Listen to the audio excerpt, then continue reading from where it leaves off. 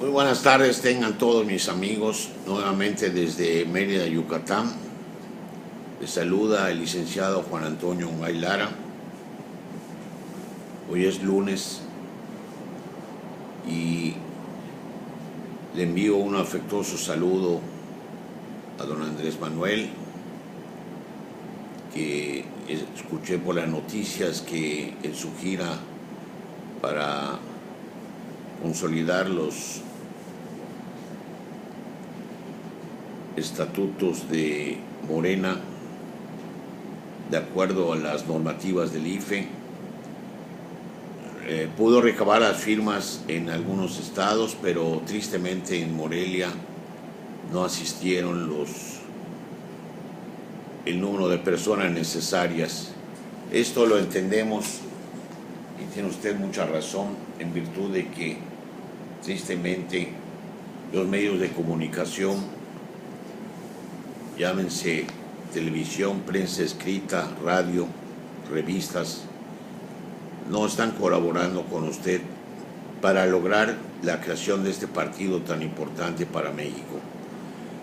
Pero usted solicitará una prórroga a las autoridades de ramo a fin de que le den una nueva cita para el próximo domingo, y quiero por la presente invitar a quienes me escuchan, animemos a los michoacanos a que se hagan presentes en esta asamblea a fin de que se dé cumplimiento al requisito de las firmas que el IFE exige en cada estado para la creación de nuestro partido Morena. Antes de continuar, quisiera hacer un breve paréntesis en virtud de que una de las personas que me honró con escucharme, señor Ulises, me externó su descontento por los comentarios realizados en mi colaboración anterior, en el sentido de que yo pretendía afirmar en la cuestión de los desastres naturales que ocurrieron en nuestro país. Me cuestionaba él que yo pretendía mencionar, o más bien él me cuestionaba de que si don Andrés Manuel hubiera sido presidente, esto no hubiera ocurrido. En primer lugar, le aclaré y le aclaro nuevamente a don Ulises que no me gusta en absoluto hablar de supuestos. Yo soy abogado y me gusta hablar sobre hechos concretos, sobre hechos que han acontecido y de los cuales puedo tener las pruebas suficientes para afirmar lo que por este conducto trato de transmitirles. Así que, don Ulises, como le comenté, en ningún momento dado dije yo que si don Andrés Manuel hubiera sido presidente, esto no hubiera sucedido. Lo que sí manifesté, y lo ratifico, fue la falta de prevención, escúchelo muy bien, prevención, prevenir a la ciudadanía. No está en manos del presidente ni del secretario de Gobernación Chong el hecho de que vengan huracanes o terremotos o cualquier otra desgracia de la naturaleza, eso no. Pero sí está en manos de ellos y de las autoridades, y es su obligación el prevenir a los ciudadanos con la debida anticipación de un posible desastre natural. Prueba de ello, y se los pongo a la vista, es la publicación que el periódico Por Esto del día de hoy, el gran periódico de México, dirigido por el gran periodista don Mario Renato Menéndez Rodríguez, Con la anticipación que es debida, ya pone la alerta que se acechan 3 temporales, con la posibilidad de que lleguen a formarse como huracanes y que lleguen a costas yucatecas o al estado de Yucatán entre el jueves y el viernes. A esto le llamo yo una alerta de prevención, tomar anticipadamente las medidas y alertar a la población con anticipación debida. Yo le cuestioné al presidente Enrique Peña Nieto que en mayo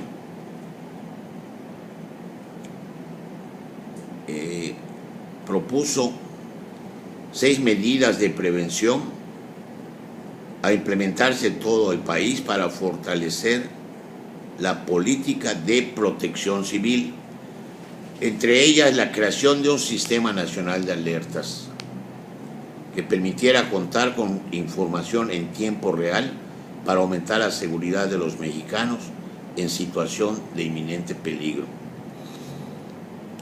Le comentaba al señor presidente y al secretario de Gobernación, Osorio Chong, que es su obligación como por ley del Sistema Nacional de Alertas, que con los adelantos científicos con que la humanidad cuenta,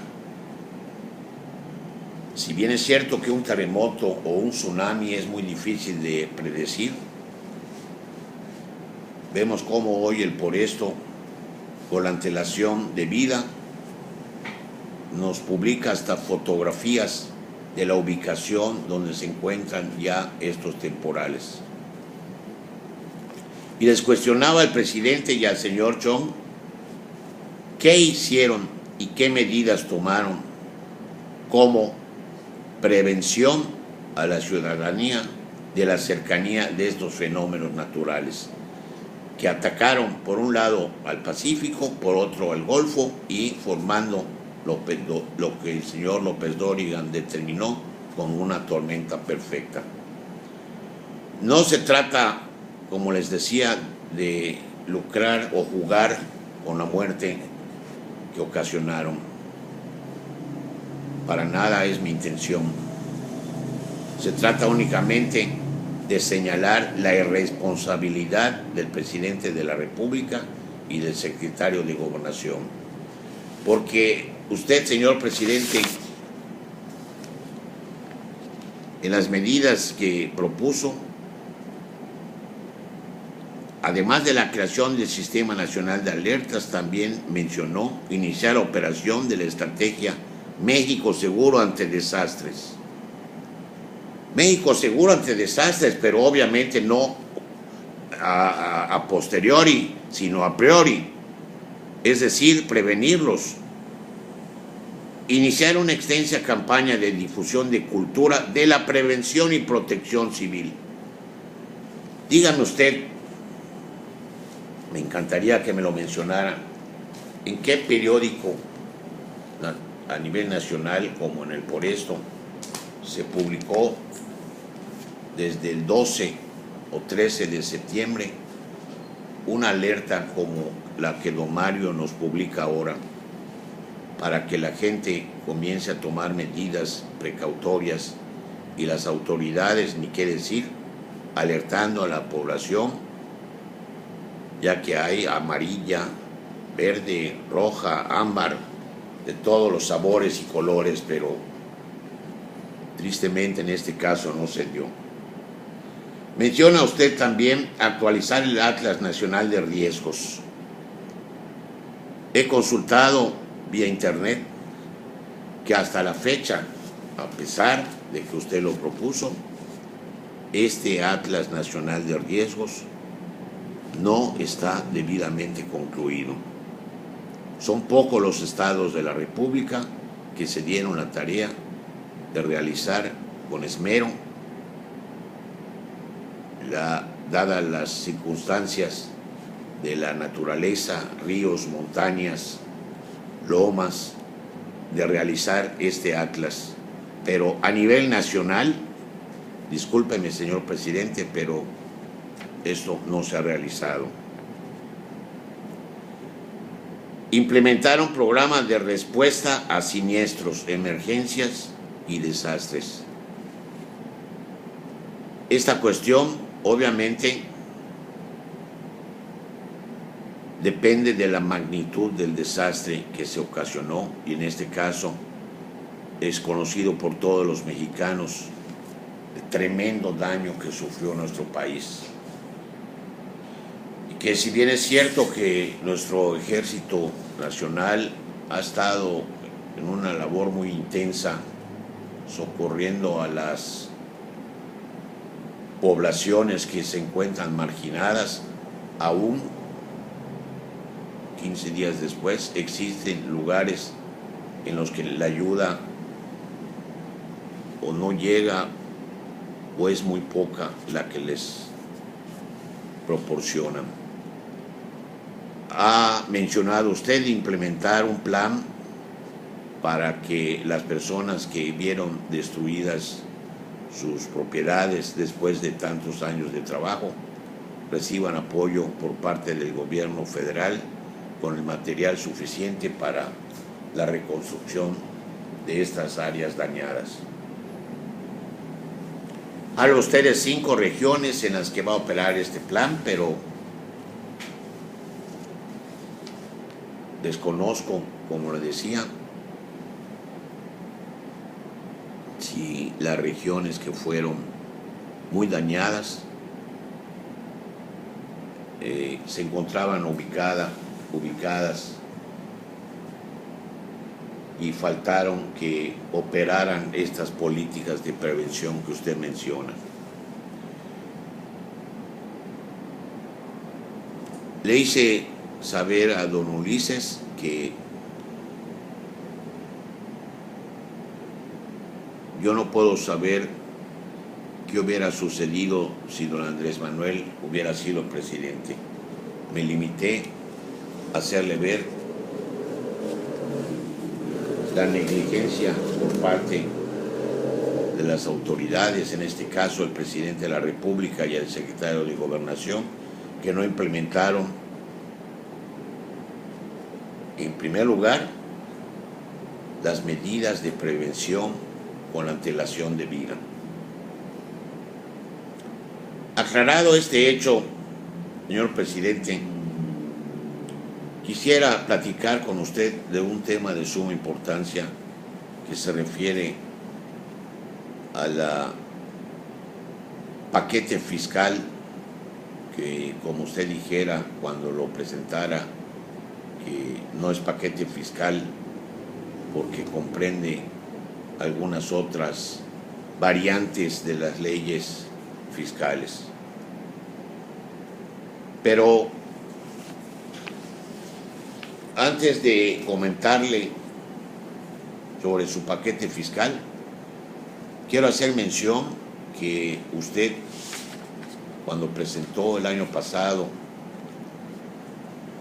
su paquete fiscal para el presente ejercicio del 2013, comentaba que México tendría un crecimiento del Producto Interno Bruto de un 3.5%.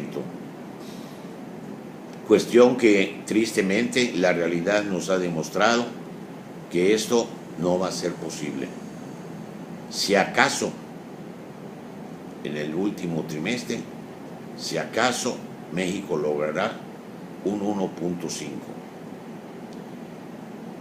El secretario de Hacienda, el señor Videgaray, cuando fue cuestionado por un periodista, mencionaba que, entre otras cosas, esto se debía a que nuestro principal socio y cliente, los Estados Unidos, aún no se recuperan de la terrible debacle económica que sufrieran en el 2008, cuando por exceso de créditos hipotecarios hubo un derrumbe de bancos iniciado por el Lehman y el gobierno federal tuvo que intervenir con más de 125,000 millones de dólares para apoyar a la banca privada a fin de que el crédito, que es lo que sostiene a los Estados Unidos, continuara fluyendo. Pero quiero repasar con usted, señor presidente, qué es el PIB. El PIB es el valor monetario de los bienes y servicios finales producidos por una economía en un periodo determinado. El PIB es un indicador representativo que ayuda a medir el crecimiento o decrecimiento de la producción de bienes y servicios de las empresas de cada país, únicamente dentro de su desarrollo. Este indicador es un reflejo de la competitividad de las empresas. ¿Por qué es importante el PIB? Primero que nada, porque indica la competitividad de las empresas. Si la producción de las empresas mexicanas no crece a un ritmo mayor, significa que no se está invirtiendo en la creación de nuevas empresas y, por lo tanto, la generación de empleos tampoco crece al ritmo deseado.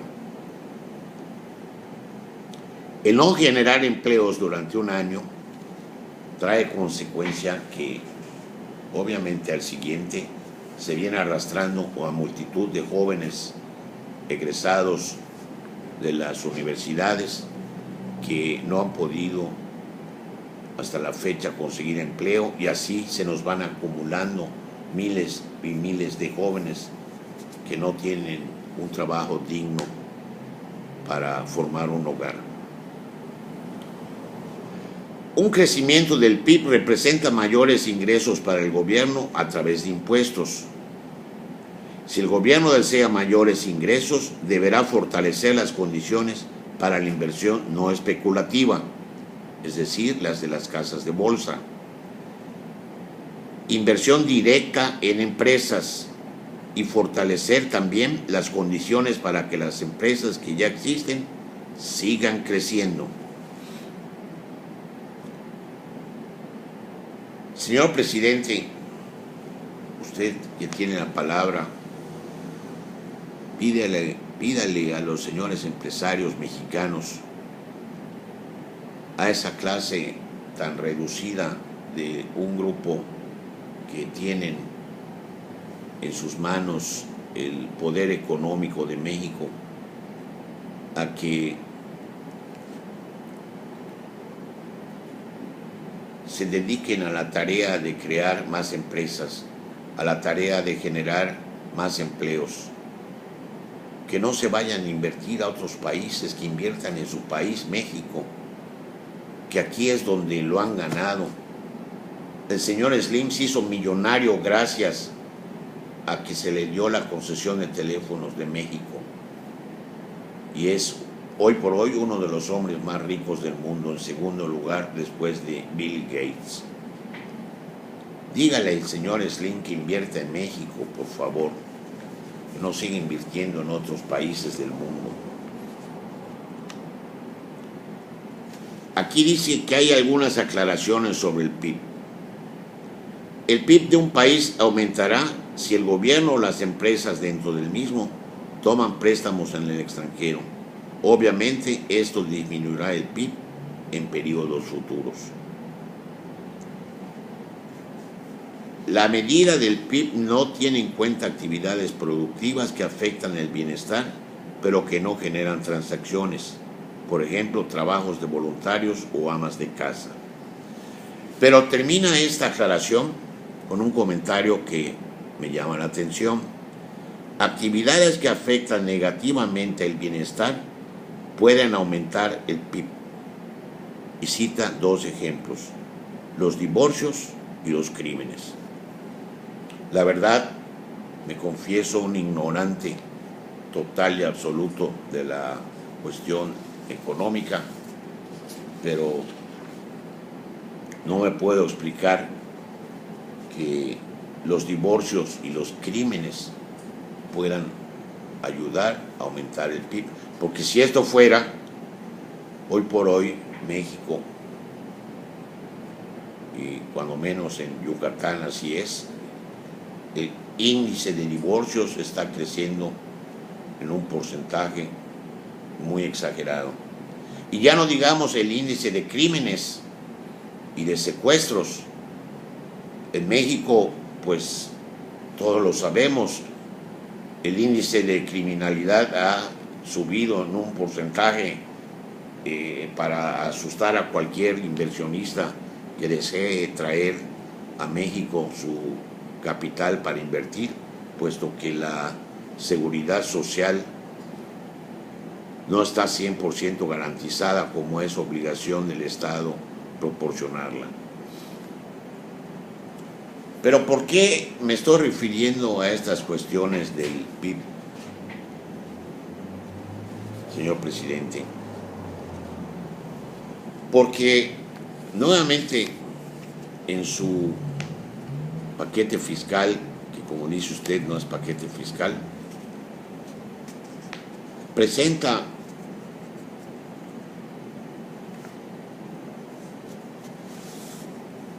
nuevamente presenta un presupuesto de egresos para el ejercicio del 2014 con datos que la verdad son de llamar la atención. Por ejemplo, para la presidencia de la República está usted pidiendo nada más y nada menos que la cantidad de 2.200.521.844 pesos. Y esa solamente es para la presidencia de la República. Para la Comisión Nacional de Derechos Humanos se está solicitando un presupuesto de 1.416.381.046 pesos. La Comisión Nacional de Derechos Humanos, ¿que para qué sirve? Para nada, para dar recomendaciones.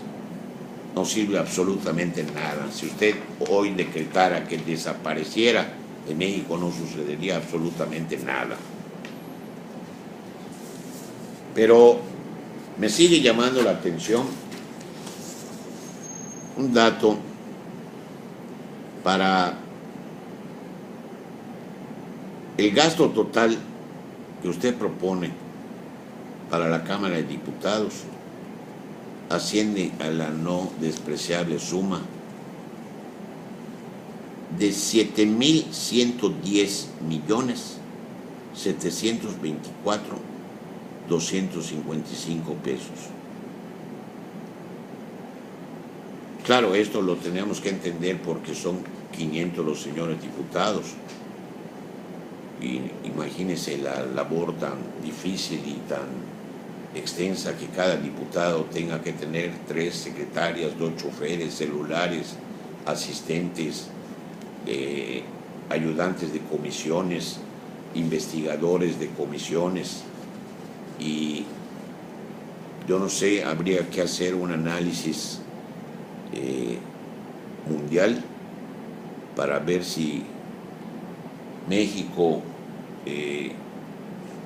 no ocupa el primer lugar en número de diputados que tiene en la Cámara. Pero para la Cámara de Senadores usted pide 3.907.228.466 pesos. Claro que la Cámara Baja, la Cámara de Senadores, pues no son 500, son 2 por cada estado. Y también los señores senadores, donde se encuentra mi coterráneo, el líder del PRI, don Emilio Gamboa Patrón, que ha sido ya 2 veces senador, 1 diputado, secretario particular, secretario de Comunicaciones. Pues él sabe, supongo que él habrá pasado su presupuesto para el Senado, sabe la cantidad de dinero que se necesita para que un Senado como el que México necesita para estudiar la magnitud de leyes y reformas que usted piensa llevar a cabo, pues justifique este presupuesto que está usted solicitando. Tal vez lo justifique, pero cuando usted presentó la reforma energética, don Emilio Gamboa Patrón al día siguiente dijo, pues esto ya está aprobado, no necesitamos el voto de los periodistas, aún con esa oposición, entre los miembros del PRI y del PAN ya somos mayoría. O sea que, al igual que la Comisión de Derechos Humanos, si en México tuviéramos 10 senadores, yo creo que con eso sería más que suficiente. Pero ¿a dónde quiero llegar, señor presidente, con esto? ¿Por qué no escucha usted los sanos consejos de don Andrés Manuel? Don Andrés Manuel, durante su campaña y en su libro, hizo la propuesta muy sabia de recortar el gasto corriente, es decir, el gasto público. Estos altos salarios, los ministros de la Suprema Corte ganan, señor presidente, más de 350,000 pesos al mes, más todas sus prebendas, beneficios, tarjetas de crédito, gastos personales de representación, médicos, viajes. Y todavía uno de ellos se da el lujo de no proporcionarle alimentos a su querida, con los 2 hijos que tuvo, haciendo el ridículo como un exministro de la Corte, haciendo el ridículo como un indigno abogado y como una indigna persona humana que no quiere proporcionar alimentos a sus hijos. Pero perdone que le insista, señor presidente, hágale caso a don Andrés Manuel. Ya usted tuvo el valor al inicio de su gobierno de poner tras las rejas a doña Elba Ester Gordillo, que por cierto acaban de concederle algunos amparos, ya veremos para qué efectos, tal vez porque no se pudieron probar los ilícitos por los que se le condenó, pero cuando menos tuvo el valor de ponerla tras las rejas. Esto obviamente antes de presentar su reforma educativa y que la maestra esté ahí quietecita. Señor presidente, escucha a don Andrés Manuel, recorte este gasto que es una vergüenza para los mexicanos, que los ministros de la Corte ganen más de 350,000 pesos, los magistrados del Tribunal Electoral están por las mismas cantidades. El presupuesto para el TRIFE, ahí se va por la misma cantidad. Y los miembros de este organismo seguirán gozando de unos altos emolumentos, puesto que en el ramo 22 del Instituto Federal Electoral usted está pidiendo un presupuesto total de 12,333,978,178 pesos. ¿Y para qué quiere usted solicitar tanto dinero para el IFE? Muy importante, porque este instituto tiene como misión contribuir al desarrollo de la vida democrática, garantizando el ejercicio de los derechos político-electorales de la sociedad, a través de la promoción de la cultura democrática y la organización de comicios federales en un marco de certeza, legalidad, independencia, imparcialidad y objetividad, tal y como sucediera en las elecciones pasadas cuando usted fue electo. Objetivos: preservar y fortalecer la confianza de la sociedad. Preservar la confianza de la sociedad. Incrementar la confianza de este instituto a través del eficaz cumplimiento de las atribuciones institucionales, la calidad de los servicios, la transparencia y la rendición de cuentas, lo cual deberá reflejarse en un mayor reconocimiento y participación de la sociedad en la vida democrática. Señor presidente, ¿en qué planeta vive usted? ¿En qué México vive usted? Ubíquese. ¿Usted cree que después de las elecciones pasadas la gente sigue confiando en la autoridad moral del IFE o del Tribunal Electoral? Está usted equivocado, señor presidente. Ya los ciudadanos día a día toman más conciencia de su participación en el gobierno de un país.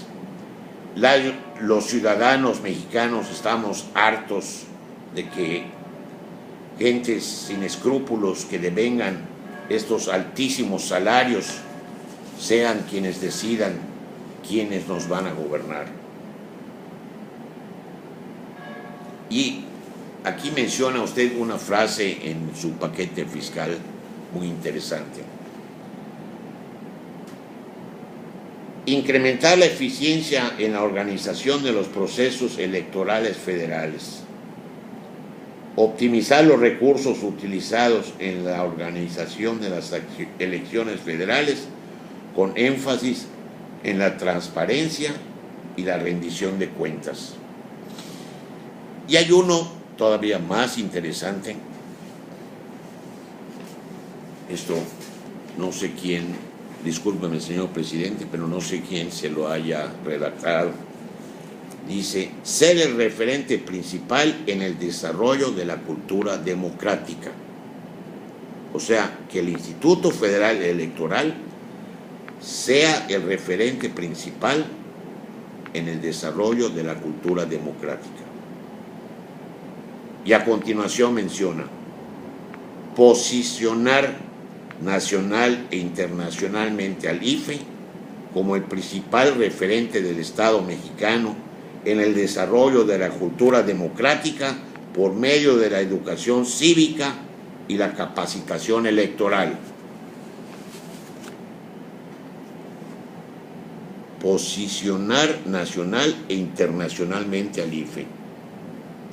Ahí sería magnífico si quisiéramos que el Producto Interno Bruto de México quisiera, sería dedicarnos a exportar a brutos, a todos los miembros del IFE, sin ofenderlos, porque Brutus además fue un gran senador romano. Pero Ulises me dice que me alargo mucho en mis comentarios. La verdad, como no cuento con jefe de redacción, no cuento con jefe de producción, no cuento con camarógrafos que me estén llevando el tiempo, no cuento con cortes comerciales para este programa, pero esto es como las llamadas a misa: cada quien va si quiere y cada quien me escuchará el tiempo que quiera, y el que se fastidie de escucharme, tan sencillo como apagar y se acabó. Pero solamente quiero terminar con algo importante, dos cosas. ¿Por qué tanto miedo a don Andrés Manuel? ¿Por qué tanto miedo en seguirle poniendo obstáculos cuando él está tratando de llevar una vez más por la vía democrática, por los cauces democráticos, su lucha pacífica por el crecimiento de México? ¿Por qué el viejo PRI, con todas sus trampas, sus triquiñuelas, su cerrazón a las televisoras, a los medios de comunicación, no que estamos hablando del IFE y que la transparencia y tanto dinero y tanto gasto de democracia y de promover la democracia, y por otro lado a don Andrés Manuel le cierran las puertas, le ponen obstáculos, que la gente no asista para recabar las firmas necesarias para formar el partido. Don Andrés Manuel está tratando por la vía pacífica de solucionar estos problemas, que quede claro. Tan es así que para la reforma energética ha solicitado el número de firmas necesarios a fin de que se haga llegar al Senado antes del 15 de octubre, fecha en la que don Emilio Gamboa Patrón ya le comunicó a usted que será cuando en bandeja de plata le otorgue la aprobación de dichas reformas.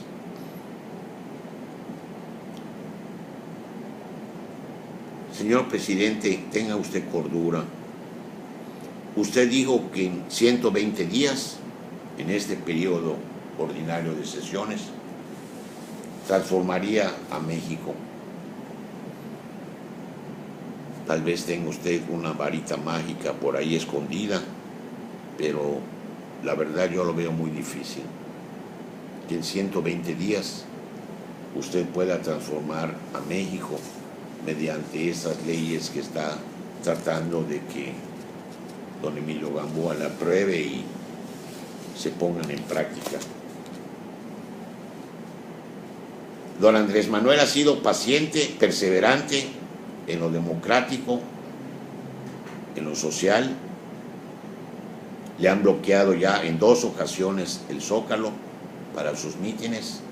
Tiene programado una reunión para el próximo 6 de octubre en el Zócalo, y por lo que se está viendo mantendrán lleno el Zócalo con bodegas para despensas, que obviamente no estamos en contra de que a los damnificados se les ayude, pero se les podría designar otro espacio para el mismo efecto, obviamente. Pero ya van 2 que le niegan a don Andrés Manuel. Veremos el 6 de octubre qué sucede.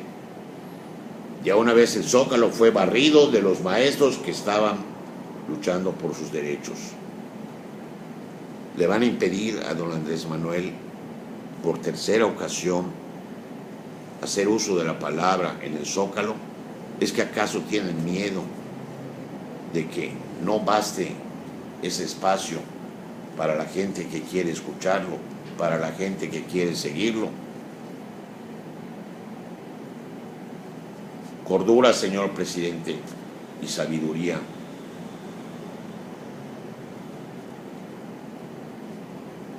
El país no está para riesgos y el país no está preparado para esta reforma hacendaria que usted propuso y que tristemente su secretario de Hacienda, el señor Videgaray, fue totalmente vapuleado en la Cámara de Senadores por el exministro de Hacienda de don Felipe Calderón, el senador Cordero, echándole en cara además que su gobierno había echado para atrás muchísimos de los pasos que se habían logrado durante la gestión de don Felipe Calderón Hinojosa.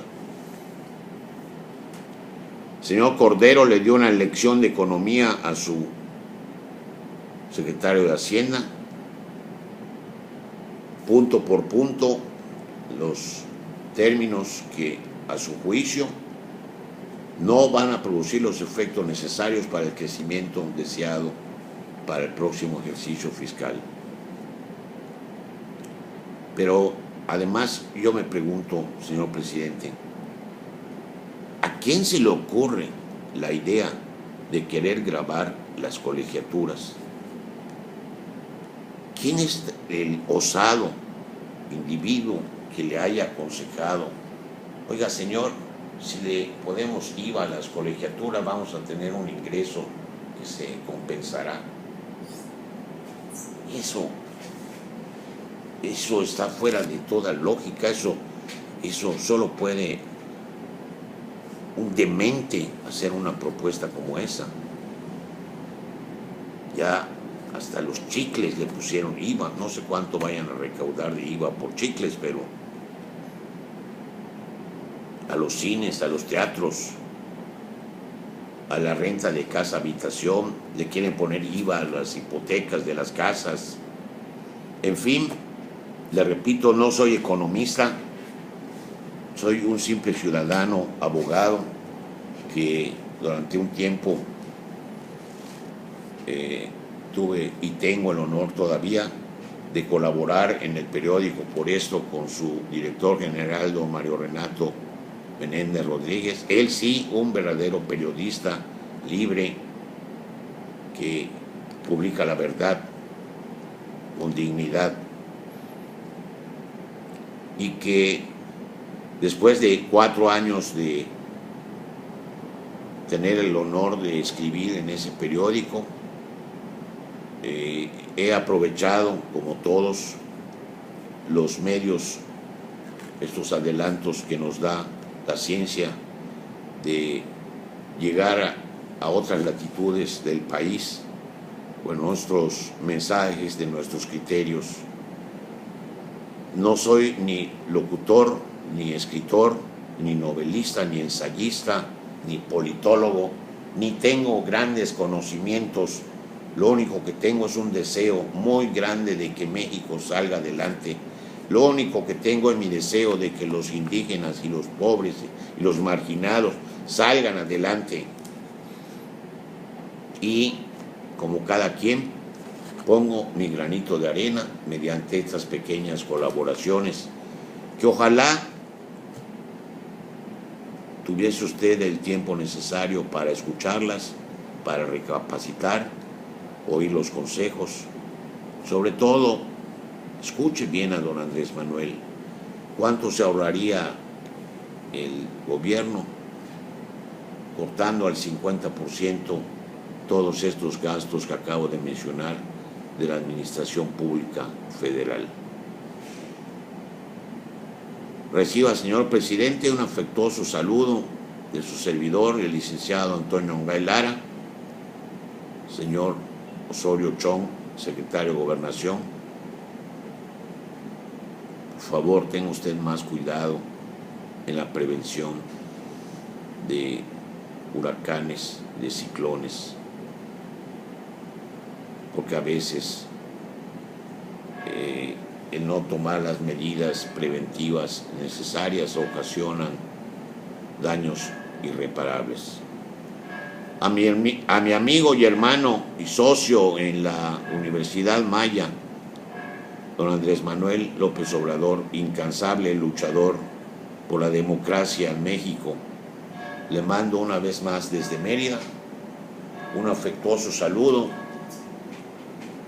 y el respeto de todos los yucatecos, que seguramente aquí sí contaremos con las firmas necesarias para que en un futuro no muy lejano Morena sea un partido político el cual luche por los valores que don Andrés Manuel pregona. A todos los que son pacientes en escucharme y que si algo no les agrada me harían un favor en decírmelo, porque si de algo corro es de los elogios, y si algo me gusta es de la crítica o de las observaciones. Y a todos, muchas gracias y que tengan una feliz semana.